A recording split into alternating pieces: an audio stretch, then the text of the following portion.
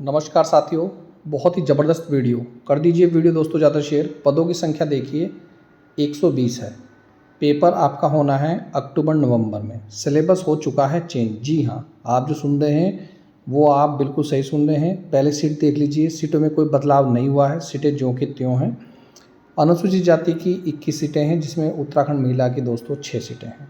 उत्तराखंड कुशल श्रमिक के 1 खिलाड़ी की हैं और आंदोलनकारी के दोस्तों आश्रितों को उनकी 2 सीटें हैं, दिव्यांग की। अब एक और चीज़ मैं बताना चाह रहा हूँ दोस्तों, आप बोलेंगे कि सर आप क्या बोल रहे हैं, बहुत से लोगों को मेरी बात सही नहीं लगेगी, पर ये जो इतना ज़्यादा दोस्तों आरक्षण हमारे उत्तराखंड में हो चुका है, इसके लिए दोस्तों कहीं ना कहीं आवाज़ उठानी चाहिए नेता लोगों को।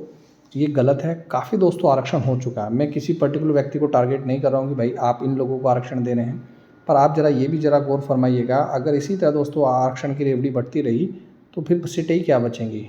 तो समझिएगा, गौर कीजिएगा। बाकी देखिएगा सीटें देखिए, अनुसूचित जनजाति की 4 सीटें हैं, 1 उत्तराखंड की महिला की है और अन्य पिछड़ा वर्ग की 15, 4 महिलाओं की है और टोटल योग है 108 पोस्टें, जिसमें उत्तराखंड महिलाओं की 31 पोस्टें हैं। ठीक है दोस्तों, टोटल पोस्ट अगर मैं मिला के बताऊँ दोस्तों तो 120 सीटें हैं। कितनी सीटें हैं, सारी सब कुछ मिला के 120 सीटें हैं अलग अलग। ये लेवल 6 की नौकरी हैं। 35,400 बेसिक सैलरी है। एज है 21 से 42 साल।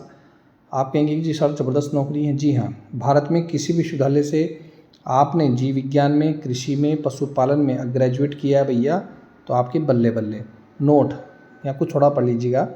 पशुधन प्रसार अधिकारी पद के लिए चयनित अभ्यर्थी से नियुक्ति के पूर्व न्यूनतम 2 वर्ष की अवधि अथवा ऐसा परीक्षण जिसे समय समय पर सरकार द्वारा विहित किया जाए पर किए जाने की अपेक्षा की जाएगी। ठीक है दोस्तों, पशुपालन विभाग के विभागीय कार्मिक हेतु यहाँ पर 5 वर्ष की निरंतर सेवा पूर्ण कर ली हो या उत्तराखंड विश्वविद्यालय शिक्षा और परीक्षा उत्तर प्रदेश माध्यम शिक्षा से जीव विज्ञान, कृषि विज्ञान में इंटरमीडिएट परीक्षा या उसके समकक्ष दोस्तों यहाँ परीक्षा उत्तीर्ण की गई हो।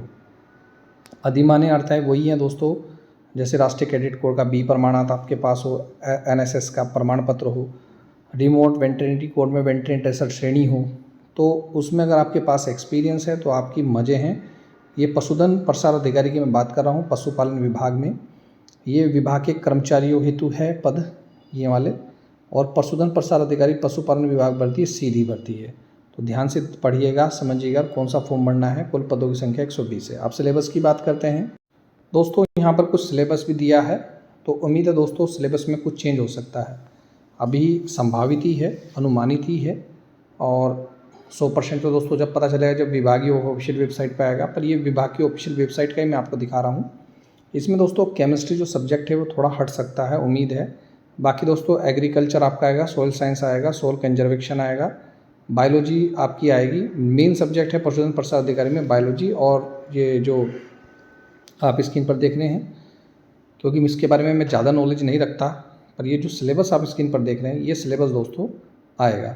तो जिस भाई को भी ये सिलेबस चाहिएगा दोस्तों, सिलेबस आपको देखने को मिल जाएगा। मैं PDF आपको सेंड कर दूँगा, तो आप पढ़ सकते हैं किसका क्या सिलेबस है।